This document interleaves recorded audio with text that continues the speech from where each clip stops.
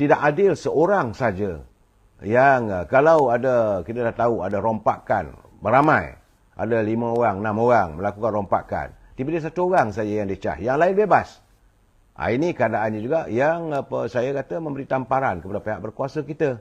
Terpulang, saya tak mau campur lebih saudara dalam keadaan begini. Cuma saya merasakan, bila saya tengok, saya lihat laporan-laporan, perbicaraan terhadap Dr. Najib, saya katakan semua ini selagi pemain-pemain utama tidak dihadapkan ke muka pengadilan, selagi itulah rakyat akan melihat dengan penuh kepincangan perbicaraan tersebut. Terpulanglah pada pihak-pihak yang berwajib untuk melihat ataupun melaksanakan maupun menangani persoalan ini, saudara. Cuma hari ini, sebagaimana saya laporkan semalam, sebenarnya, saudara, saya dah pun mendapat benda ni seminggu lebih. Semalam pun saya katakan. Tetapi saya melihat hari ini, harian Metro, halaman media sosial Tun Carlos lebih berani melaporkan bahawa Suruhanjaya Pencegahan Rasuah Malaysia, SPRM, sedang menyiasat. Terus dia kata seorang bekas Perdana Menteri Malaysia dan menantunya berhubung kontrak kerajaan. Jadi dia menyebut, sumber SPRM berkata, siasatan tertumpu kepada kemungkinan salah guna kuasa dalam pemberian sistem imigresen bersepadu nasional. SPRM juga sedang melihat proses pemberian kontrak itu diberikan dan kaitan syarikat berkenaan dengan mereka yang berkuasa pada masa itu. Itu kata sumber sebut. Kerana terdapat maklumat yang menyatakan sistem tersebut itu merupakan sebuah projek yang sedang dibangunkan untuk menggantikan mekanisme pendaftaran pekerja asing sedia ada oleh Jabatan Imigresen menjelang tahun 2025 adalah projek yang bermasalah.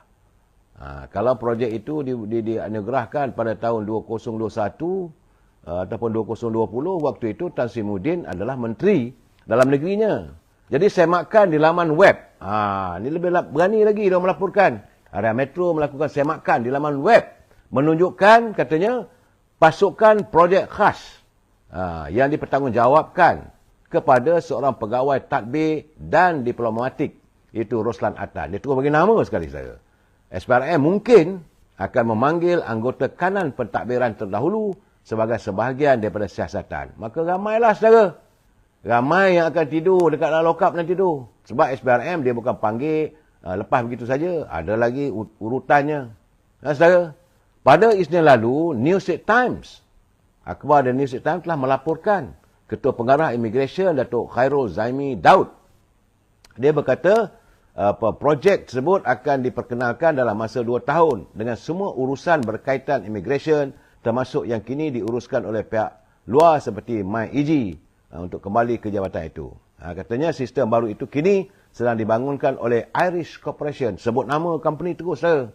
Dan sebelum ni saudara, Ahli Majlis Tinggi UMNO, Datuk Dr. Muhammad Fuad Zakasi, dia pernah berkata bahawa menantu bekas Perdana Menteri itu mungkin saudara yang tidak dinamakan seperti yang disebut oleh Perdana Menteri Datuk Seri Anwar Ibrahim ketika beliau bercakap mengenai kroni dan saudara yang dianugerahkan kontrak yang lumayan. Jadi, menantu pemimpin itu juga dinamakan dalam laporan media sebelum ini sebagai antara seorang pemain utama dalam kontrak untuk projek tersebut. Beliau juga disebut secara meluas dalam program pengampunan 6P jabatan itu beberapa tahun lalu untuk mendaftarkan warga asing tanpa izin.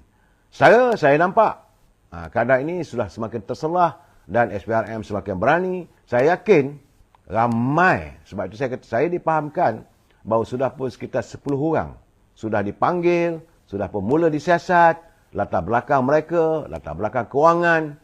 Maka keadaan ini secara tentulah orang, saya tidak suka nanti kalau orang mengatakan ini kerana dia parti pembangkang. Saya tak rasa begitu saudara.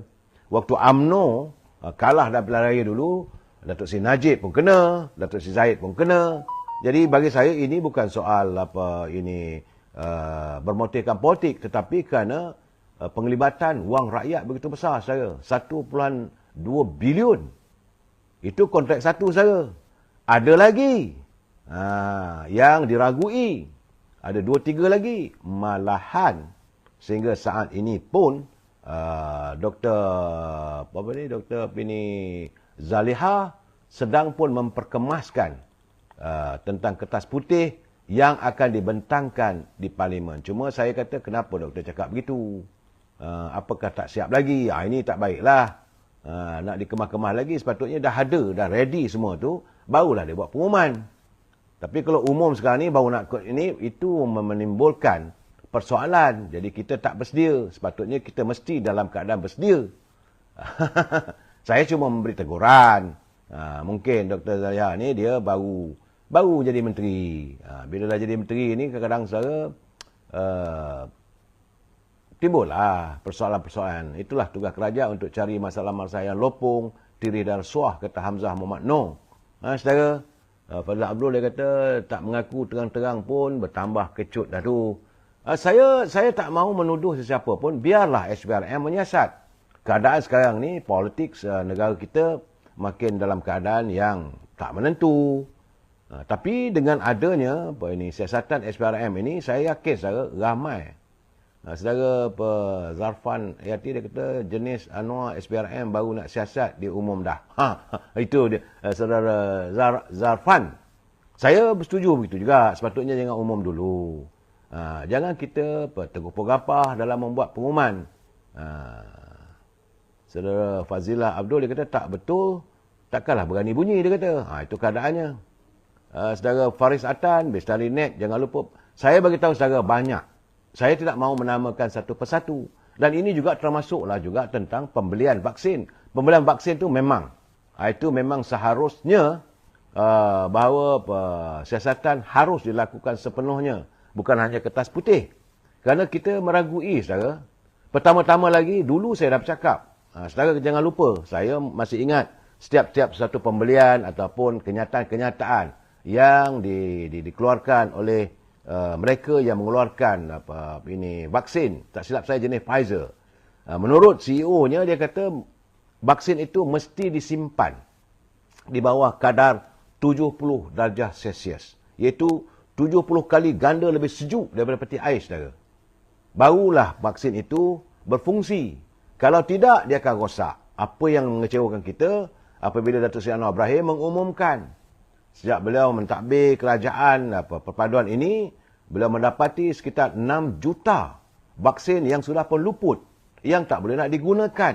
Di sinilah saya katakan, cara pembelian, tergopah-gapah, apakah ada motif-motif tertentu. Itu terpulanglah.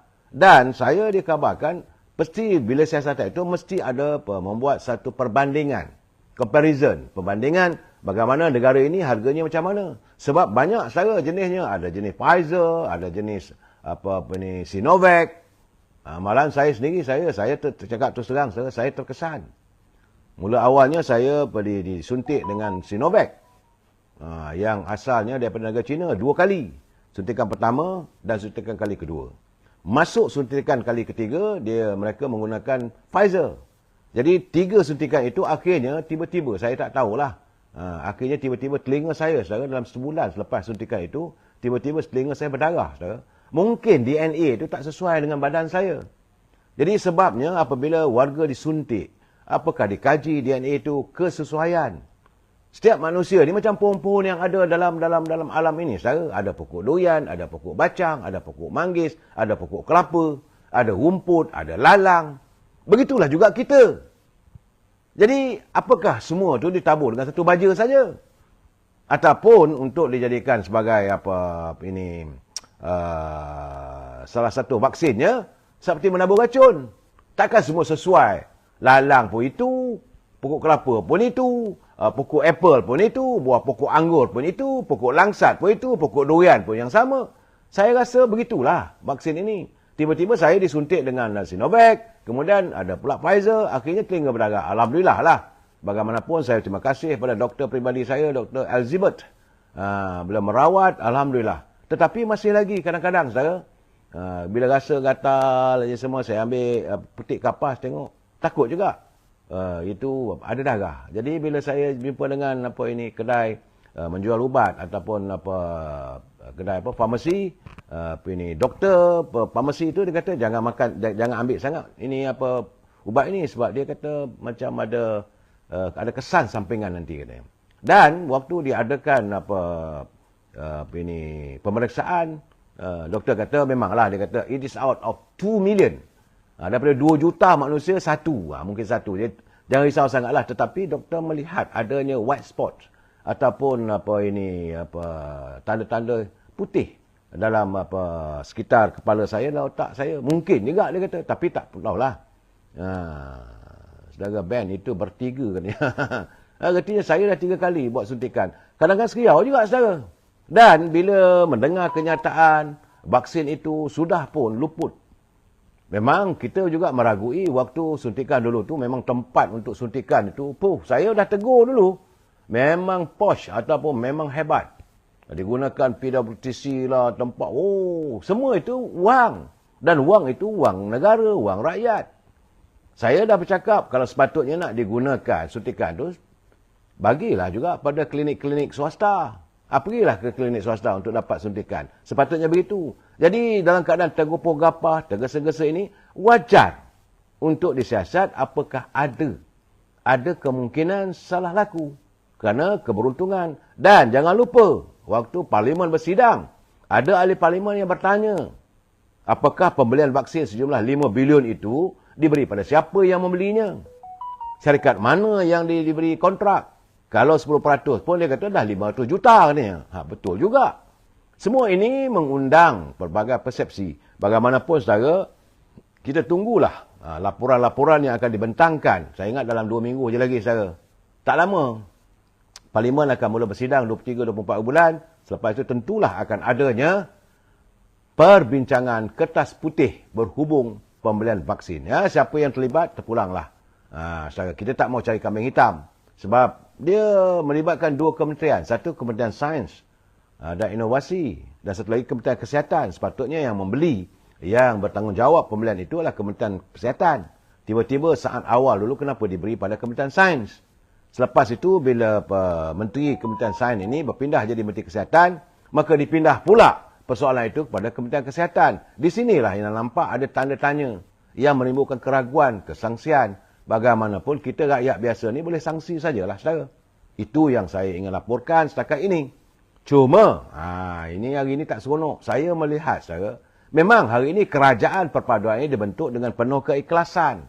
Sewajarnya kita berpegang kepada prinsip untuk mewujudkan perpaduan warga. Tapi saya nampak makedum seorang ni, masih lagi garang. Itu daripada parti DAP. Iaitu Ramasamy. Dia ni saya lihat, dia tidak menghayati sebenarnya. Dia tidak menghayati prinsip kehidupan harmoni di negara bertuah ini. Masing-masing lagi mau melontarkan soal-soal yang berbau resis. Apa sahaja lontarannya, lain tak ada. Dia seolah-olah dia nak jadi juara. Juara kepada bukan Melayu. Dia nak berjuang konon-kononnya. Sejauh mana perjuangan itu ikhlas atau tidak, wallahualam bisawab. Sebab semalam dia tiba-tiba dia melontarkan persoalan, dia kata kerajaan campuran Pakatan Harapan, iaitu Barisan Nasional, perlu memecahkan monopoli orang Melayu dalam perkhidmatan awam.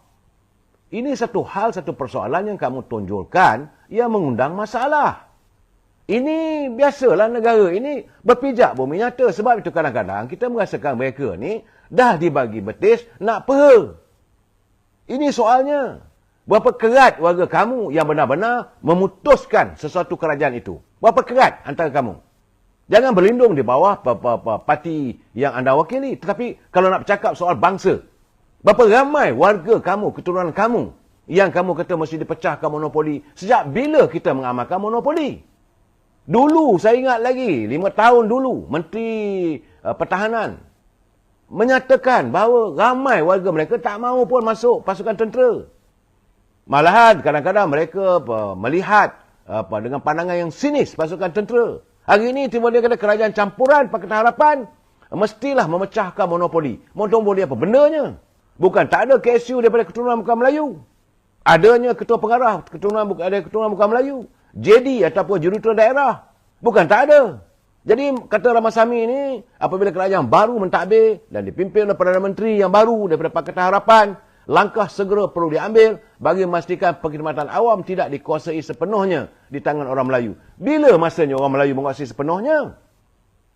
Kamu lupa sepatutnya di mana bumi dipijak, di situ lagi dijunjung.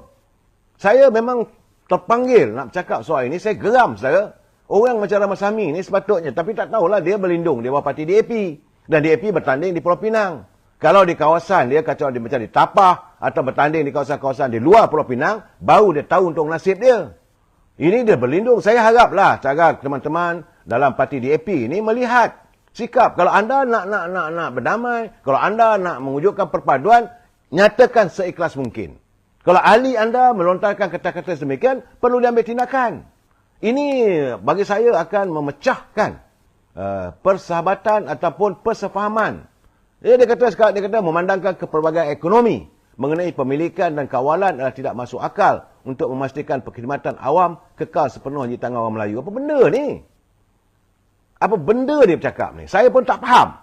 Sebab dia kata dasar perkauman seperti itu tidak boleh dipertahankan lagi. Bila masa kita mengekalkan pegawai-pegawai daripada keturunan Melayu ini dianggap sebagai perkauman. Mereka, kita dah letakkan syarat nak bekerja dengan kita kerajaan, mesti lulusan, mesti ada kelulusan daripada sijil-sijil yang menguasai bahasa Malaysia. Kena ingat, ini negara tercinta. Kamu jangan main-mainlah Ramasamy. Kamu jangan mengundang masalah. Berkali-kali saya lihat kalau kenyataan Ramasamy ini, tidak ada satu pun kenyataan yang menyenangkan warga bangsa Melayu. Tapi tuduh orang lain resis. Kamu macam mana?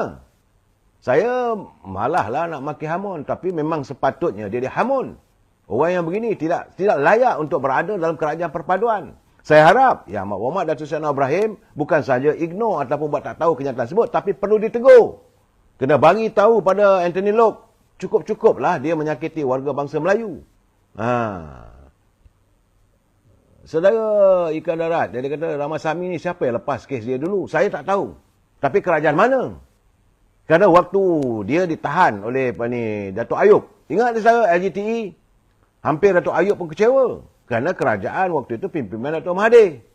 Dia berlindung di bawah kekuatan parti DAP. Kerana pengaruh DAP itu adalah pengaruh kuasa penentu dalam mewujudkan kerajaan, maka dia berselindunglah sebab dia ahli DAP. Dan saya melihat warga DAP pun seolah-olah mengizinkan, membiarkan berterusan. Sampai bila kita mahu meneruskan suasana politik yang bersikap resis? Yang ada ni kita santuni, damaikan. Saudara Remy, memang bagi saya memang tidak sopan lah. Manusia bernama Ramasamy ini sepatutnya, saya tak tahulah kenapa warga Pulau Pinang masih memilih dia sebagai wakil rakyat. Masih memilih dia untuk dilantik sebagai timbalan ketua menteri. Orang macam ini tak sesuai berada di bumi negara kita ini yang mengamalkan politik yang harmonis, yang tidak lagi mahu adanya politik bersikap resis. Saya haraplah pimpinan dalam DAP ni sedar diri sikit. Bukan saya, sebab itu kadang-kadang anda membuatkan warga bangsa Melayu dalam keadaan seribu tanya sejauh mana anda ikhlas dan jujur dalam menangani soalan ini. Saya haraplah. Memang saudara Adin Chun dia kata Ramasamy ni dia bukan resis lagi saya. Bagi saya tak sesuai untuk hidup dalam masyarakat Melayu yang cukup harmonis. Saya bagi tahu saya masyarakat saya asalnya macam di kampung saya di Lumut, kami hidup bahagia, tak ada masalah. Ada Melayu, ada Cina, ada India. Tapi bila ada orang macam Ramasamy ini, inilah orang memecahkan perpaduan yang sedia ada, menimbulkan tanda tanya. Ini saya haraplah. Saya harap agar pimpinan dalam DAP sila tangani